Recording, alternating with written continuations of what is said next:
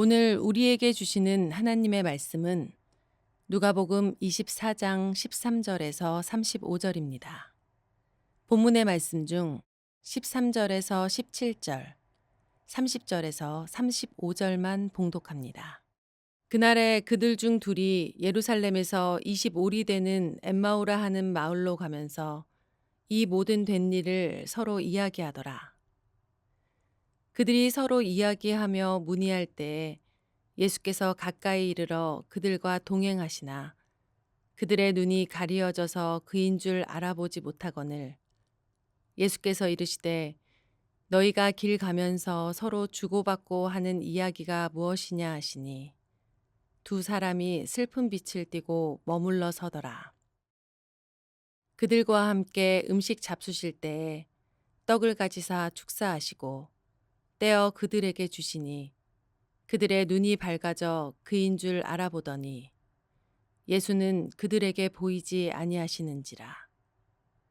그들이 서로 말하되 길에서 우리에게 말씀하시고 우리에게 성경을 풀어주실 때에 우리 속에서 마음이 뜨겁지 아니하더냐 하고 곧 그때로 일어나 예루살렘에 돌아가 보니 11 제자 및 그들과 함께한 자들이 모여 있어 말하기를 주께서 과연 살아나시고 시몬에게 보이셨다 하는지라.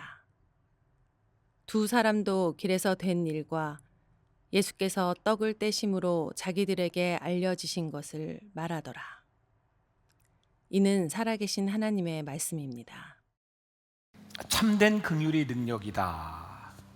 긍휼이면 긍휼이지 어떤 것은 참된 것이고 어떤 것은 참되지 않은 것이 있는가. 예전에 우리 그 영화 같은 데 보면 그런 장면들이 좀 많이 나왔던 것 같아요. 그 미국 영화 같은 거 보면 마을에 이렇게 찾아오는 서커스단들이 있습니다. 그러면 막 마을에 있는 사람들이 가서 이 서커스를 구경하고 하는 거였죠. 제가 오래된 지가 예화집에서 본 이야기인데 어떤 아버지가 집이 무척 어려웠어요. 그런데 그 마을에 서커스단이 올 때마다 아들에게 그걸 좀 보여주고 싶었지만 돈이 없었습니다. 마음을 크게 먹고 아이에게 이 서커스를 보여줘야 되겠다 생각하고 보러 갑니다. 그래서 표를 사는 매표소의 줄에 이렇게 쭉 늘어서 서 있는데 자신의 차례가 올 때에 굉장히 당황스러워합니다. 아버지가 가지고 온 그 돈을 가지고는 아들과 아버지가 함께 들어갈 수 있는 돈이 되지를 못했어요. 그래서 돈을 가지고 이렇게 떨고 있는데 어떻게 하나 걱정을 하고 있는데 뒤에 있는 어떤 사람이 어깨를 툭툭 치면서 아이고 밑에 돈이 떨어졌네요. 돈 주세요 라고 이야기를 합니다. 그 돈의 액수는 딱 그 표를 끊을 수 있는 액수였습니다. 짐작이 가시겠죠? 그 뒤에 있는 사람이 아버지의 마음을 상하지 않도록 창피하지 않도록 돈을 떨어뜨려 놓고 죽도록 한 것입니다. 이 이야기가 감동스러운 이유는 무엇일까요? 단순히 도왔기 때문은 아닌 것 같아요. 그 아버지의 마음을 헤아리는 그 마음이 있었기 때문에 이 도움이 감동적이지 않았을까. 오늘 제가 긍휼에 대한 이야기를 하고 싶은데 이 긍휼은 단순히 누구를 돕는다 이런 차원의 이야기를 여러분들과 나누고 싶은 것이 아닙니다. 정말 하나님께서 우리들에게 가르쳐 주시는 참된 긍휼, 그 참된 긍휼이 우리들에게 능력이 있다고 하는 것이 무슨 의미일까? 우리들이 그런 말씀을 나누려고 합니다. 오늘 본문을 읽으며 여러분들에게 조금 의문이 좀 들었어야 합니다. 왜 긍휼에 대한 말씀을 나누는데 저 본문을 읽었을까? 의문이 좀 드셨죠?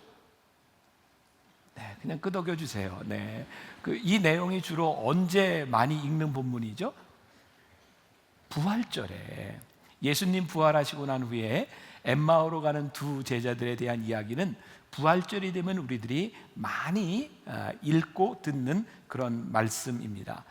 저는 오늘 이 말씀 가운데서 부활절의 이야기가 아니라 엠마오로 내려가는 두 제자를 만나 주셨던 예수님의 마음, 그리고 예수님의 마음 가운데 참된 긍휼이 있었음을 생각하며 여러분들과 이 말씀을 나누려고 합니다.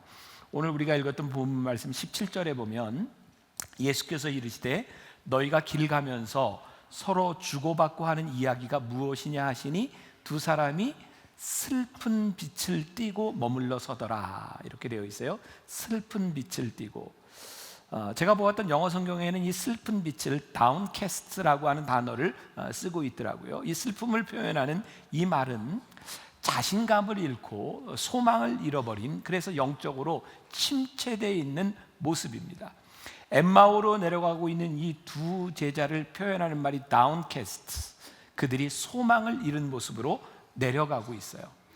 오늘 본문은 제가 13절부터 여러분들과 함께 보았는데, 이 13절은 그날에라고 시작이 되고 있습니다. 그날은 언제였을까요? 예수님께서 부활하신 날입니다. 문제는 예수님께서 부활하신 그날에 이 제자들은 예수님의 부활의 사건을 모르고 있었다는 겁니다. 부활의 소식을 모르고 있었기 때문에 그들은 그의 인생에, 그들의 삶을 걸었던 예수님의 죽으심에 대한 소리를 듣고 내려가면서 오늘 본문 14절에 보니까 그 모든 된 일을 서로 이야기하더라. 그 이야기는 소망의 이야기가 아니라 절망의 이야기였을 것입니다. 그들은 예수님의 부활의 소식을 모르고 있었기 때문입니다. 그들의 슬픈 빛을 띠고 내려가고 있는 그때에 15절과 16절에 보면 예수님께서 다가오셨습니다. 그들이 서로 이야기하며 문의할 때 예수께서 가까이 이르러 그들과 동행하시나 그들의 눈이 가리워져서 그인 줄 알지 못하거늘. 이 부분에서 우리가 또 조금 이해가 되지 않는 부분이 있습니다. 왜 예수님은 저렇게 슬픔에 쌓인 제자들에게 오셔서 야 나야 내가 부활했어, 그 소식을 빨리 알려주지 않으시고 그들과 함께 걸으셨을까? 제가 여러분들에게 그런 얘기를 종종 하죠. 우리들이 성경을 볼 때에 상상력을 가지고 보자. 그러니까 이때 이 상황을 우리들이 한번 생각해 보세요. 예수님께서 이들에게 오셔서 내가 부활했다라는 이야기를 하시지 않고 그들과 함께 기쁜 소식이 아닌 그들과 함께 걸어가신 이유는 무엇이었을까? 제가 상상하고 제가 묵상하는 바로는 예수님께서는 그 두 명의 슬픈 빛을 뜨고 있는 그 사람들에게 희망의 이야기를 던져주는 것보다 더 중요한 것이 있었는데, 그들 속에 있는 마음의 상처를 드러내는 일이었던 것 같아요. 예수님이 부활하셨다, 예수님이 십자가에 못 박히셨다, 무엇보다 그들에게 상처가 되는 일은 예수님이 십자가에 달리시는 현장에 그들이 없어서 그들은 피해 같은 자들이었고, 그리고 부활도 모르는 이들에게 있어서 이들의 절망한 가운데서 예수님께서는 부활의 소식보다 그들 가운데 있었던 아픔이 무엇인지를 드러내기를 위하여 동행하고 계셨어요. 저는 이 긍휼과 이 도움의 가장 큰 문제 가운데 하나는, 우리가 참된 긍휼을 경험하지 못하는 이유 가운데 하나는, 우리는 누군가를 도우려는 마음은 있지만 동행하려고 하는 마음이 부족한 것은 아닌가.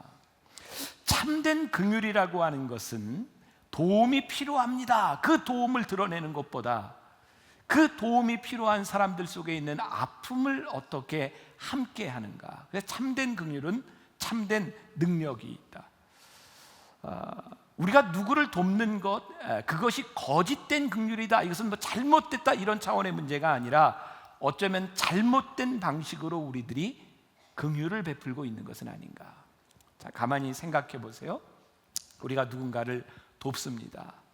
우리는 때때로 내 방법으로 누군가를 돕습니다. 또 우리는 하나님을 믿는 사람이기 때문에 도움에 관한 한 우리들이 의무감을 느끼기도 합니다. 우리는 누군가를 도와야 돼, 이건 하나님의 명령이야, 이렇게 생각할 수도 있습니다. 또 우리들에게는 보상 심리도 있습니다. 하나님이 나에게 이렇게 축복을 해주셨는데 내가 남을 돕지 않는다면 뭔가 깨림칙해, 그래서 누군가를 도와야 돼. 사실 긍휼이라고 하는 것이 참 좋은 것이기는 한데, 우리들에게 필요한 것이기는 한데, 그것이 참된 것이냐 아니냐. 제가 예를 하나 들어볼게요. 어느 부대에 추운 겨울날 자대 배치를 받은 김이병이 추운 겨울날 얼음물을 깨고 빨래를 하고 있습니다. 그때 지나가던 소대장이 그 모습을 보고 이렇게 합니다. 김이병, 춥잖아, 저기 취사반에 가서 더운 물 좀 달라 그래, 그걸로 빨래를 해. 김이병이 소대장 말을 듣고 취사반에 가서 소대장님이 더운 물을 좀 얻어다가 빨래를 하라 그럽니다. 그랬더니 뒤지게 혼납니다. 이놈이 빠져가지고 이병이 어디 그냥 해! 그래서 이제 혼나고 와서 빨래를 합니다. 다시 찬물로. 근데 거기에 중대장이 지나가다 그 모습을 보고 김이병 추운데 취사반에 가서 더운 물 가져다가 빨래해. 그 이야기를 듣고 김이병은 들은 척도 안 했고 그냥 빨래만 합니다. 왜? 가야 혼날 게 뻔하기 때문입니다. 그래 조금 있다가 그 부대에 행정보급관이 지나가다가 그 김이병을 보고 이렇게 얘기합니다. 김이병, 취사반에 가서 더운 물 좀 가져와. 나 세수 좀 하자. 그래서 김이병이 가서 더운 물을 가지고 옵니다. 가지고 오자 행정보급관이 이렇게 얘기합니다. 충분하지는 않지만 네가 이 물로 빨래하면 언소는 녹일 수 있을 거야. 빨래해. 이렇게 이야기를 합니다. 아마 세 명 다 동일한 마음을 가지고 있었을 겁니다. 아, 불쌍해, 안 됐어. 내가 저 사람을 도울 수 있는 일은 무엇일까? 그래서 그들은 도울 수 있는 마땅한 일을 했을 겁니다. 그리고 우리는 최선을 다했어 라고 말할 수 있을 것입니다. 그런데 최선을 다한 마땅한 일 때문에 모두가 행복해지지는 않습니다. 긍휼의 방식에 대한 부분이고 우리들이 참된 긍휼이 무엇인지를 생각해야 되는 이유이기도 합니다. 저는 오늘 말씀 가운데 예수님의 마음을 우리들이 보고 싶다라고 생각을 했는데 예수님의 마음, 예수님의 긍휼은 어떤 것이었을까? 오늘 새벽에 저는 또 말씀을 붙들고 어머니 기도실에 가서 기도하고 말씀을 보다가 저에게 불현듯 그런 생각이 들어요. 아, 예수님은 사람의 마음을 읽는 챔피언이었던 것 같아. 예수님은 단순히 누군가에게 긍휼을 베푸시는 그것이 아니라 그들의 마음을 보시고 그들의 마음에 무엇이 필요한지를 아시고 예수님은 긍휼을 베푸셨던 분이었구나. 오늘 우리가 읽은 본문 말씀 30절과 32절 중간에 10절은 뚝 떼놓고 그들과 함께 음식 잡수실 때에 떡을 가지사 축사하시고 떼어 그들에게 주시니 그들의 눈이 밝아져 그인 줄 알아보더니 예수는 그들에게 보이지 아니하시는지라. 우리가 또 한번 상상력을 한번 발휘해 보죠. 예수님을 따랐던 그런 제자들이 예수님을 따를 때 어떤 예수님의 모습을 보고 예수님을 따랐을까요? 많은 기사와 이적을 보았을 것입니다. 근데 예수님이 행하셨던 가장 놀라운 기적 중에 하나는 오병이어의 기적이었습니다. 거기에 수천 명의 사람이 있었고요. 예수님이 떡을 떼어 나눠주시고 내가 생명의 떡이다 라고 하는 그 말씀을 듣고 오병이어의 기적을 행하셨을 때 수많은 제자들이 예수님을 따릅니다. 어쩌면 엠마오로 가는 이 두 제자 역시 그때 그 현장에 있었던 사람일지도 모르겠습니다. 저는 이게 상상력을 발휘하자는 거예요. 근데 예수님께서요 그들의 이야기를 들으며 슬픔 가운데 그들과 동행하시더니 음식을 잡수실 때에 축사하시고 떡을 떼셨습니다. 그들에게 어떤 모습이 생각났을까요? 내가 부활했다, 내가 십자가를 질 때 너희들이 그 자리에 없었다. 지금 그것을 예수님은 설명한 것이 아니라 그들이 처음 예수님을 만나고 그들의 마음에 감격을 주었던 그 순간을 그들로 하여금 떠오르게 하셨어요.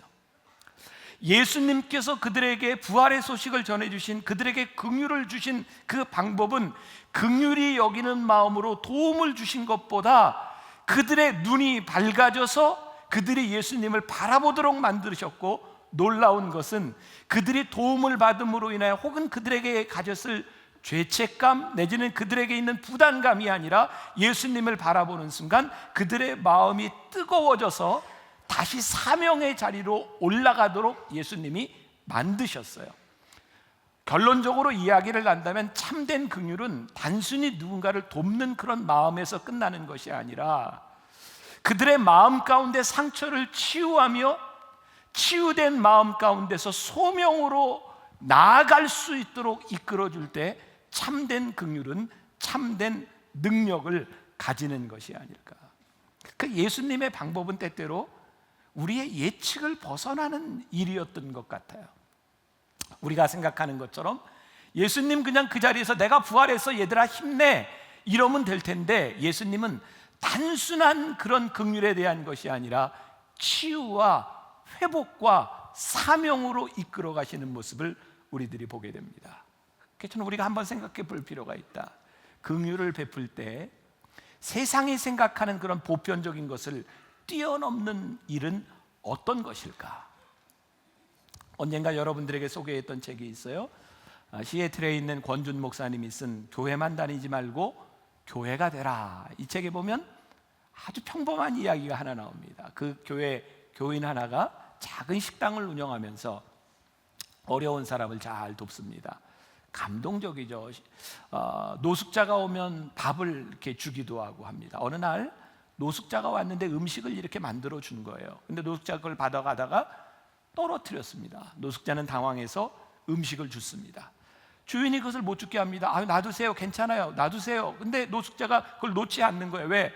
그거 놔두면 못 먹을지도 모르니까. 그래서 주인이 이야기합니다. 걱정하지 마세요. 제가 새 음식을 만들어 드릴 테니까 걱정하지 마세요.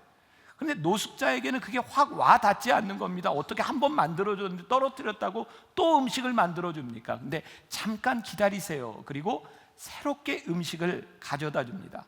그 책에 그런 이야기를 합니다. 그런 겁니다.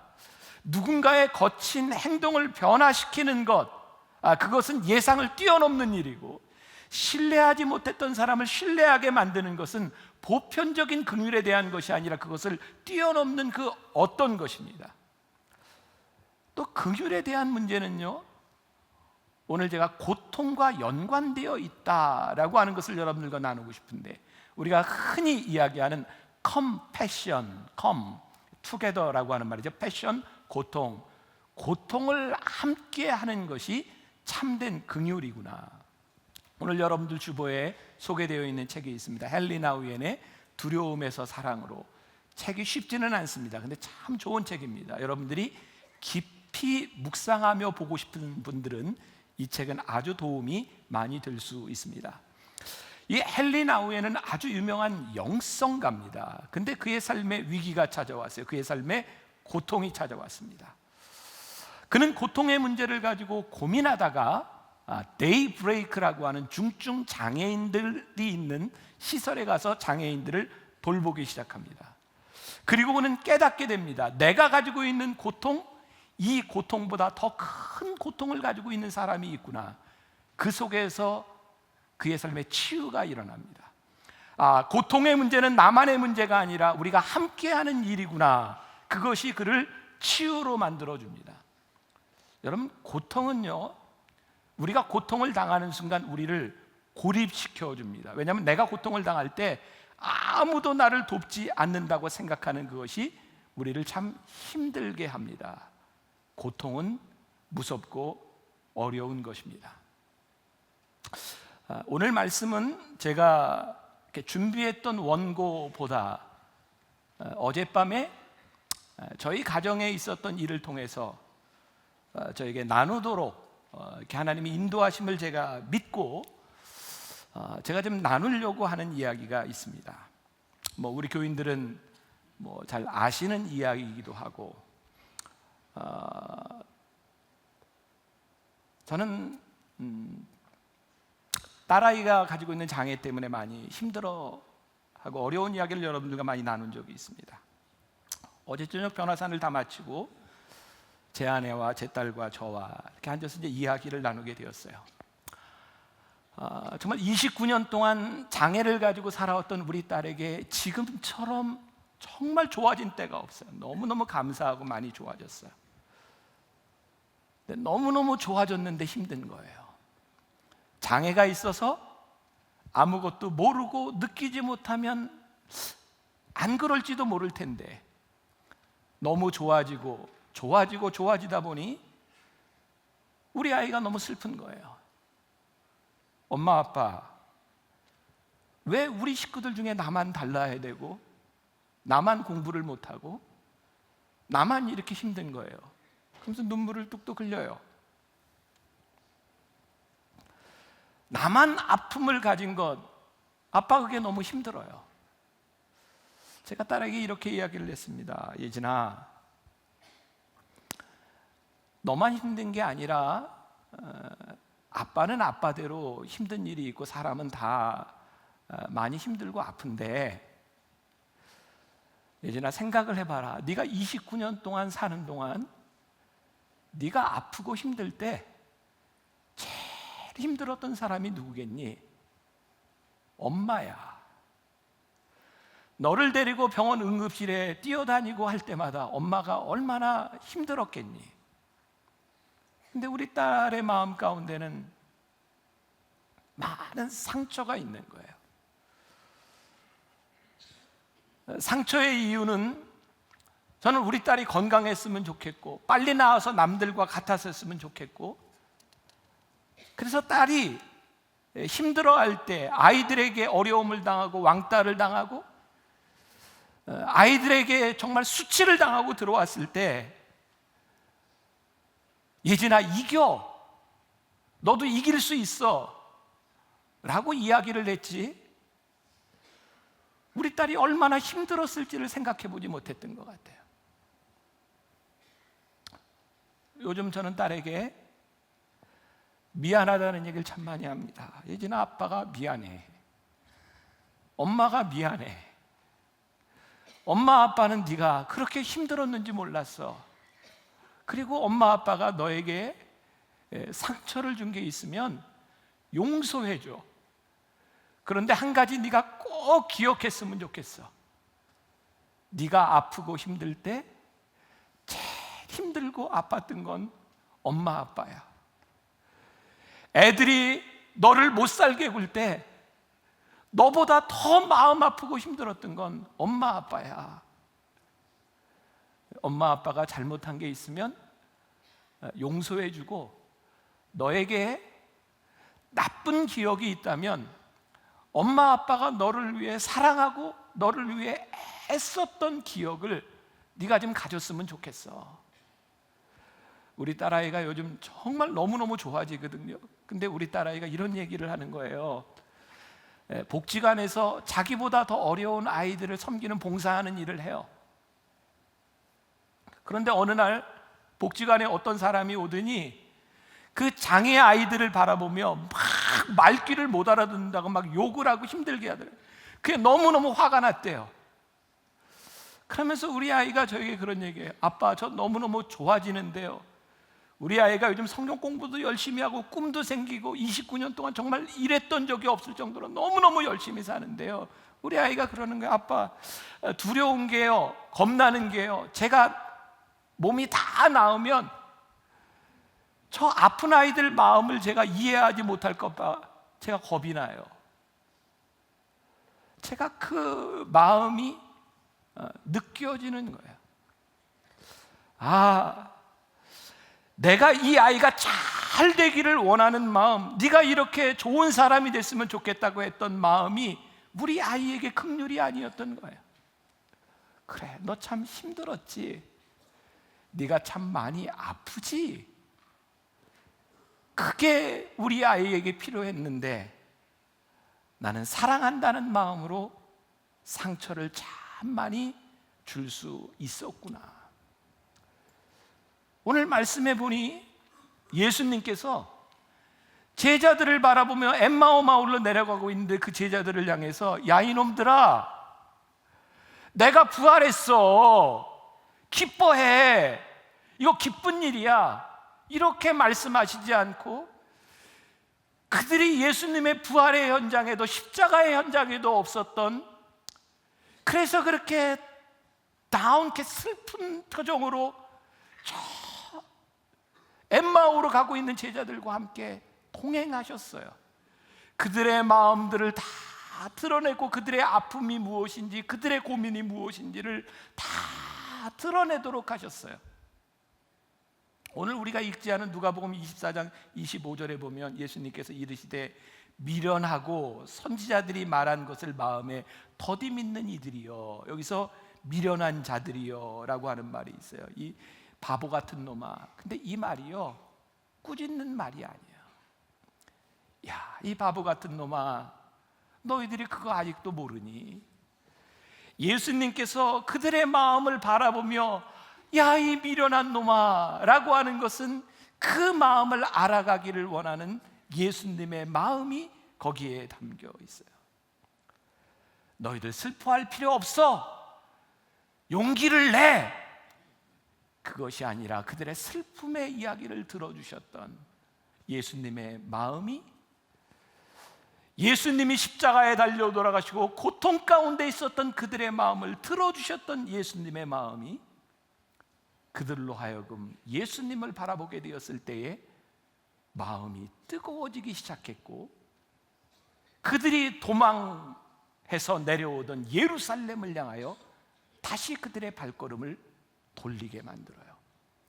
참된 긍휼이 능력이다. 이것은 단순히 우리가 누군가를 돕고 누군가에게 도움이 되는 것을 말하는 것이 아니라, 그들 속에 있는 아픔과 고통을 우리들이 함께하며 그들의 삶을 바꾸어주고 용기 있게 살아갈 수 있도록 인생을 바꾸는 긍휼의 고리, 이것이 우리들에게 주시는 참된 긍휼은 아닐까. 하나님이 교회를 부르신 이유, 어쩌면 긍휼의 공동체로 우리를 부르신 것은 아닐까. 우리는 종종 이런 꿈을 꾸죠. 하나님 우리 교회를 축복하셔서 우리 교회가 할 수 있는 많은 일들, 누군가를 도울 수 있는 일들, 그 일들을 감당할 수 있도록 해주세요. 근데 정말 하나님이 우리들에게 바라시는 것은 많은 헌금을 가지고 누군가를 돕는 것이 아니라, 너희들이 그들의 아픔을 알아라 라고 말씀하시지 않을까. 우리가 누군가를 돕는다고 하면서 우리는 참 많이 정죄할 수 있지 않아요? 저 못된 놈들, 저 가난한, 저 미련한 놈들, 저 게으른 놈들 우리가 돕는 거예요. 우리들이 긍휼함을 베풀기는 하는데 거기에 아버지의 마음이 없이 누군가를 도와요. 그래서 그냥 돕는 사람은 끝까지 돕고 도움을 받는 사람들은 끝까지 도움을 받고 능력이 나타나지 않아요. 우리들이 정죄할 수 있는 일 참 많죠. 지금 중동과 유럽에서 일어나고 있는 그런 전쟁들을 바라보며, 이슬람권의 과격한 사람들 때문에 전쟁에서 피난민이 되고, 그리고 배를 타고 가다 죽어가는 그 사람들을 바라보며, 우리 저 사람들이 어떻게 도울까, 이런 도움에 대한 마음이 아니라 그들의 마음이, 그렇게 죽어갈 수밖에 없는 사람들의 마음이 우리들에게 들어오고, 에이즈로 죽어가는 사람들을 바라보며 야 불쌍하다, 그런 차원 저 사람들을 어떻게 도울까, 부도덕적으로 살아가다가 저들에게 얻어진 저런 일들을 우리들이 어떻게 도울까가 아니라 고통 속에 죽어가는 그들의 마음들이 우리들에게 들어오기 시작하는 것, 그게 예수님께서 우리들에게 바라시는 긍휼의 모습은 아닐까. 우리 선교팀과 함께 지난해 네팔에 갔을 때요, 진짜 제가 가본 나라 중에, 지금까지 가본 나라 중에 제일 못 사는 나라 하나 꼽으라면 네팔입니다. 상하수도 시설에부터 교통 인프라가 전혀 되어 있지 않고 지진으로 인하여 진짜 숨 쉬는 것조차 힘든 나라. 첫 인상이었어요. 저런 나라에서 어떻게 사나, 저 쓰레기 더미에서 어떻게 사나, 저 물을 어떻게 먹나. 우리가 도와야 된다고는 생각을 했지만 그 나라는 우리가 못 살 나라였어요. 근데 그들의 이야기를 듣기 시작했어요. 인도와 국경을 접하고 있는 그 나라, 히말라야에서부터 물이 그렇게 많이 내려오는데 인도 사람들이 댐을 컨트롤하기 때문에 그 물을 쓸 수도 없는 나라. 히말라야 산이 맡고 있는 또 한쪽은 가장 강력한 중국이라고 하는 나라의 통제에 아무것도 할 수 없는 나라. 그래서 몸을 팔면서 어린아이들이 팔려가는 그 나라. 못 사는 나라가 들어온 것이 아니라 그들의 아픔이 보여지기 시작하니까 우리 선교팀들이 이 나라에 우리가 해야 될 일, 여기에도 새마을 운동도 좀 일어났으면 좋겠고 이런 일도 일어났으면 좋겠고, 그들의 아픔이 우리들 가운데 느껴지기 시작할 때 단순히 도움에 대한 문제가 아니에요. 긍휼은 불쌍하다 이것에 대한 문제가 아니라, 누군가를 여러분들이 바라보며 불쌍하다 이것에 대한 문제가 아니라, 하나님 그들이 아파하고 힘들어하는 모습이 내 마음 속에서 느껴지게 하여 주셔서 내가 돕는 것에 대한 문제가 아니라 긍휼의 고리로 능력을 만들어 가게 하여 주옵소서. 긍휼의 고리, 생각할 수 있는 영상이 하나 있는데, 제가 어제 우리 예배팀이 이걸 좀 보자 그랬어요. 야, 태국에서 어떻게 이렇게 참 좋은 영상을 만드는지 한번 보겠습니다.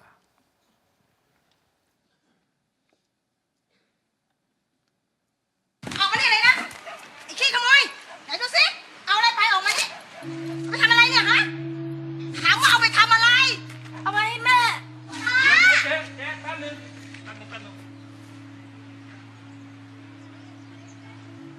ป่วยเหรอ่ะ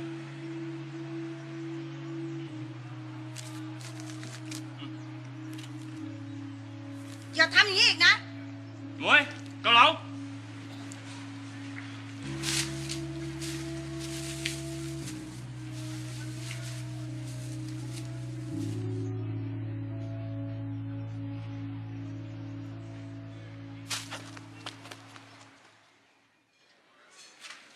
จอนั่งเลยครับนั่งเลย ป้า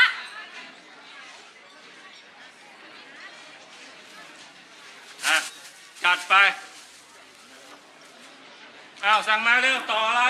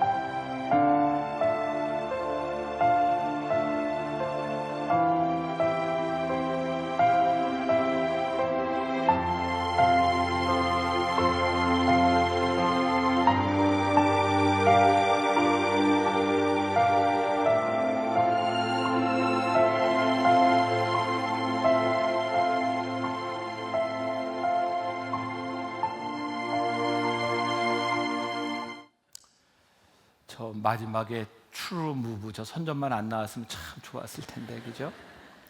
알아보니 저게 실화는 아닙니다. 아무튼 저기에 보면 이 아이가 의사가 돼서 이제 봉사하는 사진들이 이렇게 걸려 있잖아요. 우린 누군가를 향해서 정의를 이야기할 수 있어요. 너 이거 도둑질이야. 그 아이가 도둑질을 할 수밖에 없었던 아픔을 바라보는 것은 그 아이의 고통을 함께하는 거예요. 우리는 흔히 조금 전에도 이야기했던 하나님 저에게 축복을 주시면, 하나님 저에게 사업에 축복을 해주시면 제가 돕겠습니다. 근데 하나님은 그걸 원하시는 분은 아닌 것 같아요. 하나님이 돈이 없어서 내가 돈 벌어서 남을 도와라, 그런 분이 아니시라 삶을 바꾸는 능력의 고리를 만들어갈 수 있는, 긍휼의 고리를 만들어가는 우리의 마음을 하나님이 원하시는 것은 아닐까. 이와 비슷한 실화가 하나 있어요. 제가 2부 때는 시간이 없어서 못 나눴는데, 하워드 켈리라고 하는 존 홉킨스 대학의 공동 창립자입니다. 젊은 시절 존 켈리는 아주 부잣집 아들이었지만 아버지가 교육을 빡세게 시킵니다. 자기가 돈을 벌면서 아르바이트를 할 때 어느 날 물건을 팔러 가다가 물건을 팔지 못해서 아주 배고파서 돈이 없는 상태에서 어떤 집을 찾아가게 되었어요. 밥을 좀 얻어 먹으려고 문을 두드렸는데 어떤 아름다운 여인, 부인이 나왔어요. 근데 쑥스러워서 먹을 거를 달라고 이야기를 못합니다. 물 한 잔 주세요. 근데 그 여인은 이 켈리가 배고픈 걸 알아보고 우유를 한 사발 줍니다. 우유를 먹고 제가 얼마를 내야 되나요? 그랬더니 그 여인이 이렇게 말을 합니다. 우리 어머니가 가르칠 때 선행을 베풀고 대가를 바라지 말라 그랬으니 괜찮아요, 그냥 가요. 켈리는 의사가 됩니다. 존 홉킨스를 공동 설립한 산부인과 의사가 됩니다. 10년이 지난 후에 그 병원에 어떤 여인이 들어옵니다. 배에 큰 혹이 있어서 들어온 여인. 켈리는 알아봅니다. 그때 자기에게 우유를 주었던 사람입니다. 최선을 다해서 이 여인을 고쳤고요. 이 여인이 나았습니다. 근데 이 여인에게 걱정이 있어요. 어떻게 이 돈을 갚을까? 그때 켈리가 똑같이 그렇게 쪽지를 하나 줍니다. 10년 전 우유 한 사발로 모든 값은 지불되었습니다. 저는 긍휼의 고리라고 생각하거든요. 또 하나 이야기할까요? 우리가 잘 아는 마이클 조던이라고 하는 농구 선수가 있습니다. 마이클 조던, 시카고 불스에 처음 올 때 그는 무명의 선수였습니다. 마이클 조던이 간신히 비행기표를 만들어 가지고 시카고에 왔을 때 그는 구장에 갈 만한 택시비가 없었습니다. 사람들에게 요청합니다. 내가 나중에 갚을 테니 태워주세요. 아무도 태워주지 않았답니다. 그때 택시가 한 대 서서 마이클 조던을 태워다 줍니다. 그리고 이렇게 얘기합니다. 내가 당신의 첫 번째 팬이 될 테니 좋은 선수가 되십시오. 마이클 조던은 그 이후에 그 택시 운전사를 찾으려고 많이 노력하지만 쉽게 찾을 수가 없었습니다. 그는 가는 데마다 그 이야기를 합니다. 그 사람이 누군지 알고 싶었고, 제가 정확히 기억이 나지 않지만 마이클 조던이 기부하고 남을 도운 액수들이 100억 단위, 20억, 50억 이런 돈으로 누군가를 돕는 일을 합니다. 그리고 제가 알기로는 그 택시 운전사가 한국인이었다고 제가 듣고 있습니다. 제가 무슨 이야기를 하고 싶은가요? 정말 참된 긍휼이라고 하는, 긍휼은 그냥 내가 있는 것으로 베풀고 주고 이런 것을 이야기하는 것이 아니라 그 사람이 가지고 있는 마음이 내 속에 들어와서 그 아픔이 내 속에서 함께 이루어지는 것이 긍휼이에요. 오늘날 교회를 바라보며 교회가 커지고 교회들이 소위 성공신화를 이야기한다고 이야기합니다. 여러분, 교회가 성공해서 누구를 돕는 것이 경쟁이 되어버리고 우리가 이만큼 도왔어 이야기하는 건, 그것은 하나님의 나라가 아닙니다. 하나님의 나라는 우리들이 얼마를 도왔는 데 있는 것이 아니라 그 마음을 얼마나 이해하고 아파하고 힘들어하며 그 긍휼의 고리들을 만들어 나가는가, 이것이 하나님의 나라입니다. 그래서 우리들이 생각해야 될 것이 있어요. 긍휼은 그냥 우리가 돕는 것이 아니라 아픔이 내 속에 들어와서 그 아픔으로 우리가 하나가 되는 마음, 그 마음을 가지도록 하나님 우리를 도와주세요. 참된 긍휼이 고리가 되어 능력이 될 수 있다면 우리가 정말 참된 능력을 경험하며 살아가는 사람이 되지 않을까요? 우리가 잘 아는 찬양 중에 하나 있죠. 사랑의 나눔 있는 곳에 하나님께서 계시도, 사랑의 나눔 있는 곳에 하나님이 계십니다. 예, 나눔 있는 곳에 하나님께서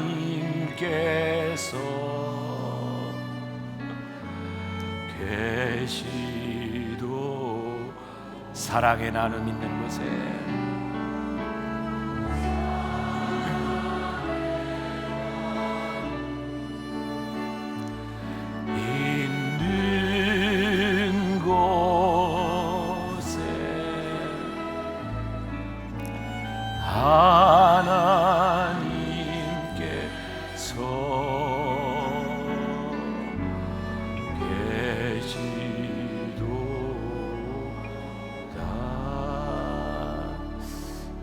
아주 좋은 찬양의 가사가 있어서 함께 찬양을 들으려고 합니다. 참된 긍휼을 이렇게 생각하며 이렇게 찬양을 들었으면 좋겠습니다.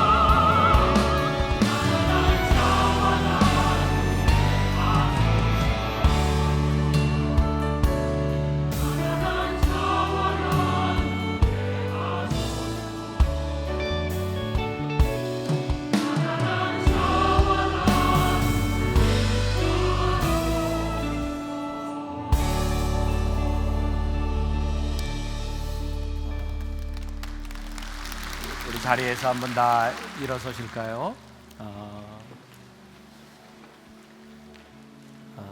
우리의 궁일함 가운데도 하나님이 안 계실 수 있구나. 참된 긍휼 가운데 사랑의 나눔 있는 곳에 하나님께서 계시도다. 오늘 이곳에 하나님의 마음과 하나님이 계실 수 있도록 우리 한번 같이 찬양하고 기도했으면 좋겠고요.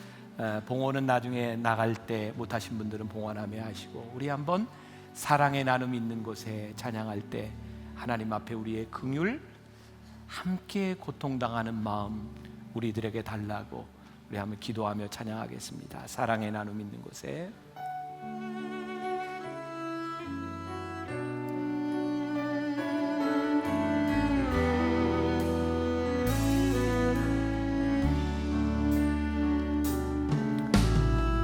사랑의 나눔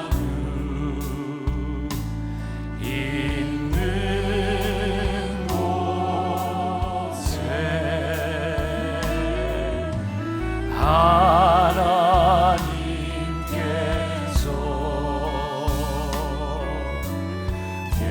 계시도다. 사랑의 나눔 하나님, 오늘 이 예배의 자리에 우리의 고백 가운데 하나님 이 자리에 계셔서 우리와 함께 하시면서 우리는 때때로 내가 누군가를 돕는다고 생각하며 내가 누군가에게 베풀 수 있다고 생각하였지만 그 가운데 하나님의 마음이 없었으면, 하나님의 방식이 없었으면 주님, 우리가 믿음으로 하나님 앞에 나아가 주님 이곳에 계심을 우리들의 믿음으로 선포하며 우리의 인생 가운데 동행하며 함께 하심을 고백하기를 간절히 소원합니다. 그 마음으로 살아가게 하옵소서. 아버지 하나님, 참된 긍휼이 우리들에게 능력이요 참된 긍휼이 하나님의 능력임을 믿음으로 고백하게 하옵소서.